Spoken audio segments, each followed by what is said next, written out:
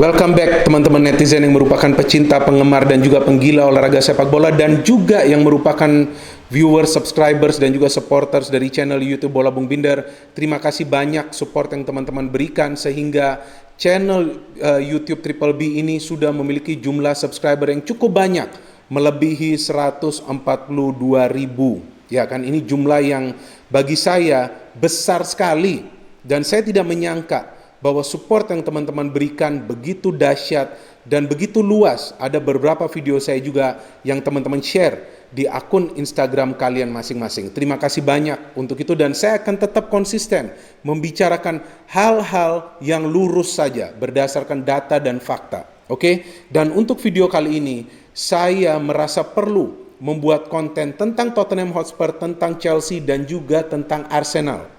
3 klub besar asal kota London yang kita tahu diharapkan bisa juga bersaing di papan atas. Tentu untuk bersaing di papan atas kita tahu Tottenham Hotspur juga dalam beberapa tahun terakhir bersaing di papan atas. Ya kan, sebelumnya bersama Pochettino bahkan mereka sempat masuk ke final UEFA Champions League. Chelsea juga sama, ya kan, bersaing di papan atas. Arsenal ini yang sedikit berubah, ya kita tahu ada ya begitu banyak perubahan di skuad Arsenal ini, dari materi pemain yang sekarang mayoritas adalah pemain-pemain muda, pelatih juga saya kira yang masih muda dan juga yang belum begitu memiliki pengalaman sebagai pelatih kepala. Sebelumnya Mikel Arteta adalah asisten dari Pep Guardiola. Tapi di Chelsea kita tahu juga Lampard adalah pelatih yang baru saja merasakan tekanan sebagai manajer salah satu klub besar di English Premier League. Mourinho ya dibandingkan Lampard dan juga Arteta tentu adalah pelatih yang lebih berpengalaman dan juga memiliki track record prestasi yang luar biasa. Dan saya sedikit terkejut pada awalnya ketika Mourinho memilih Tottenham Hotspur, tapi sepertinya ia mencari tantangan. Jadi saya kira perubahan peta kekuatan ini yang menarik perlu saya bahas di video ini. Jika saya melihat klasmen sementara, maka yang saya lihat di top half of the table ya kan adalah Tottenham Hotspur yang memang saat ini berada di peringkat nomor 1. Kemudian ada Chelsea di peringkat nomor 3. Dan jika saya ingin melihat posisi Arsenal, maka saya harus scroll up. Ternyata Arsenal untuk saat ini berada di urutan nomor 12.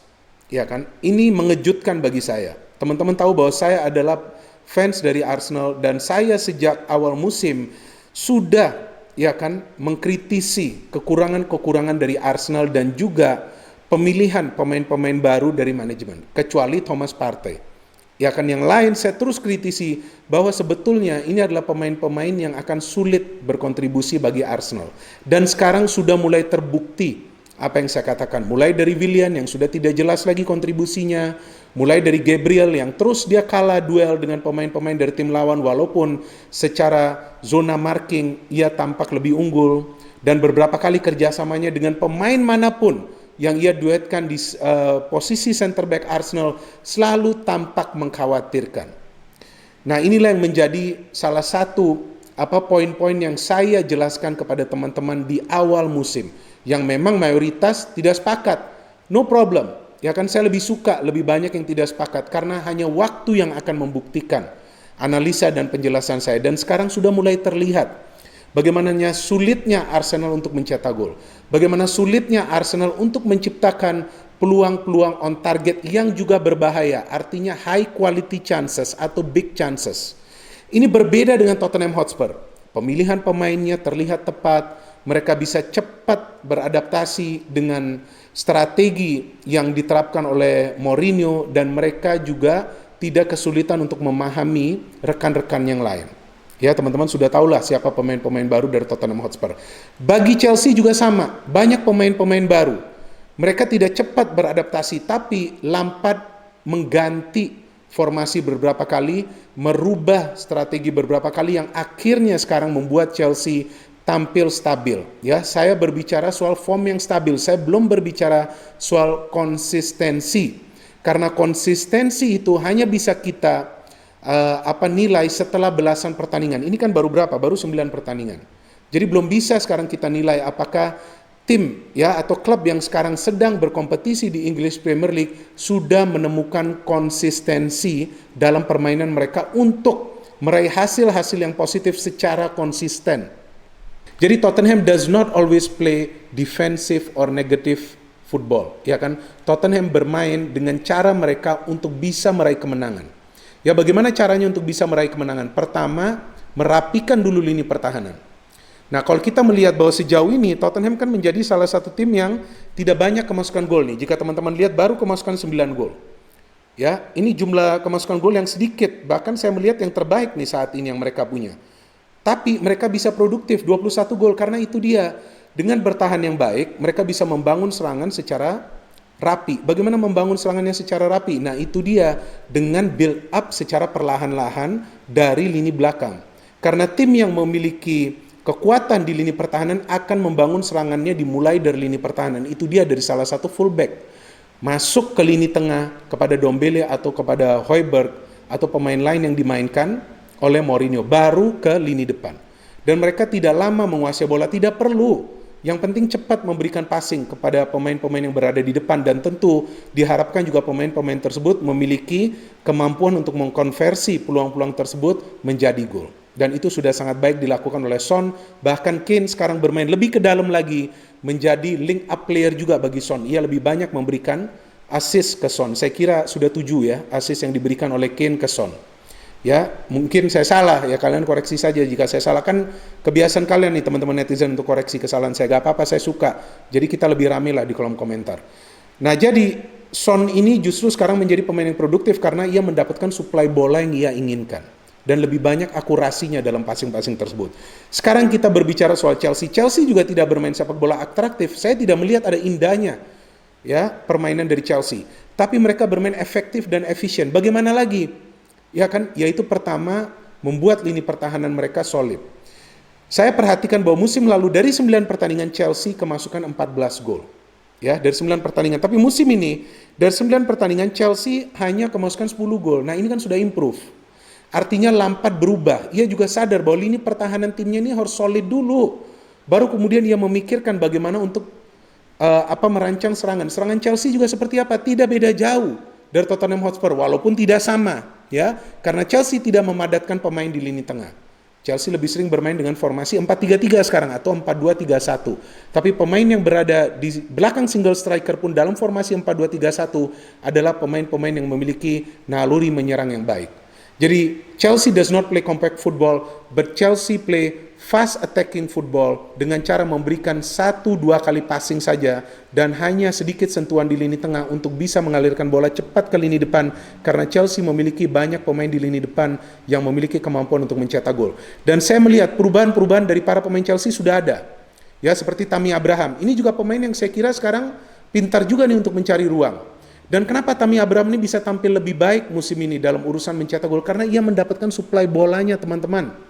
Ya, suplai bola itu sangat penting. Ia mendapatkan suplai bola itu dari Werner kah, dari Pulisic kah, dari Havertz kah, dari siapapun yang bermain itu memberikan passing-passing yang akurat kepada Tammy Abraham.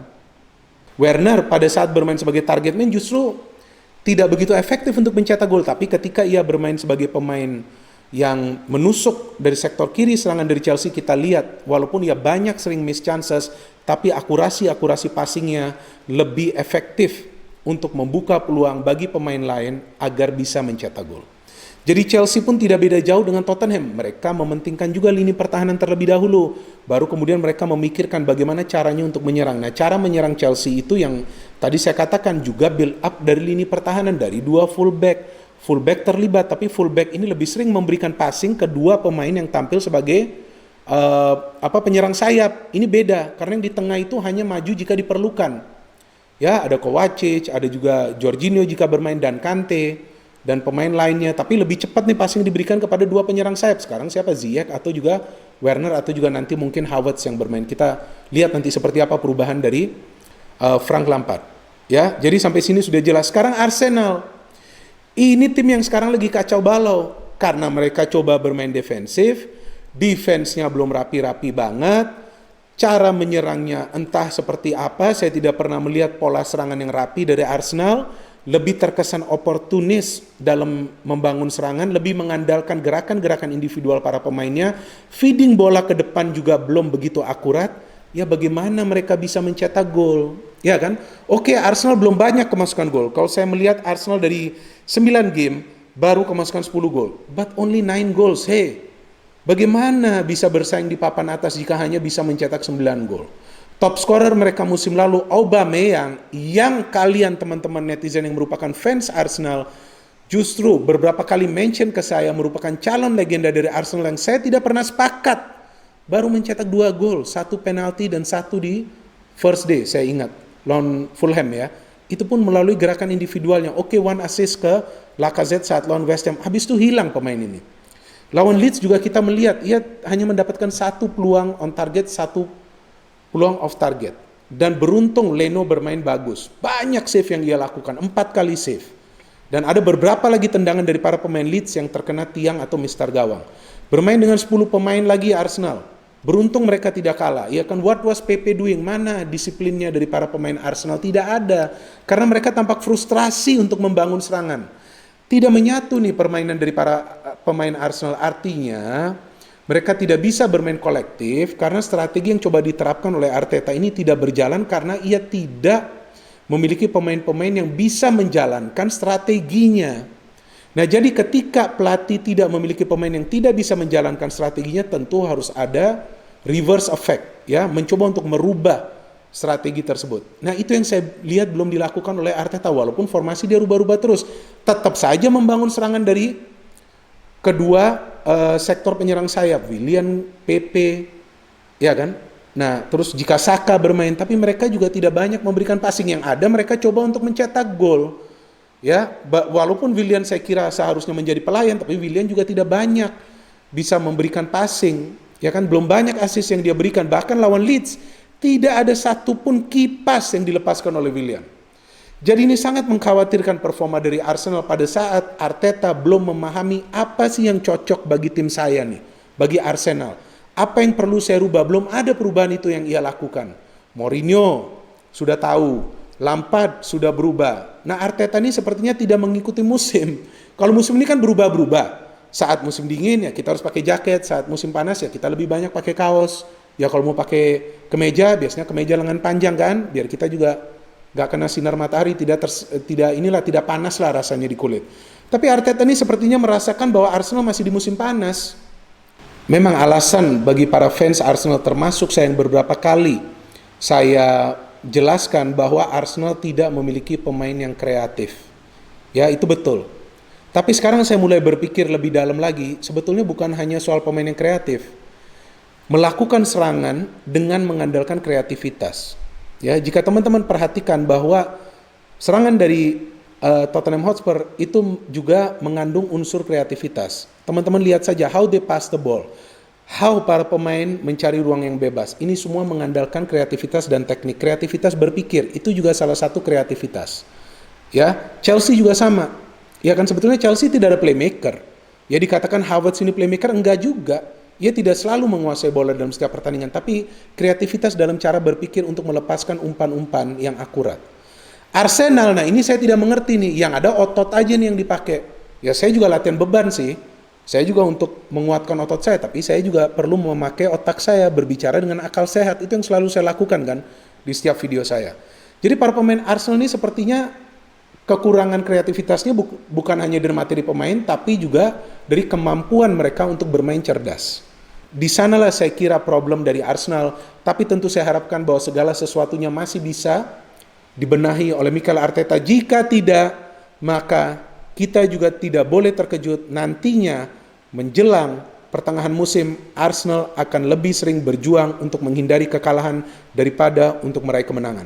So far so good for Tottenham, so far so good for Chelsea.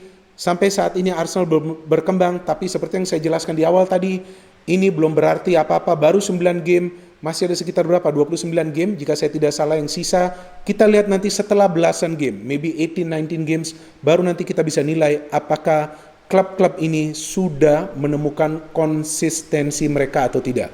Kita tunggu lagi bagaimana kiprah dari ketiga klub asal kota London tersebut. Tapi untuk sementara ini, saya perlu jelaskan bahwa London is blue and white, not yet red, atau belum saatnya merah. Ya kita lihat nanti jika memang Arsenal bisa perform lebih baik lagi. Thank you for watching. No hate, only football. Salam sepak bola.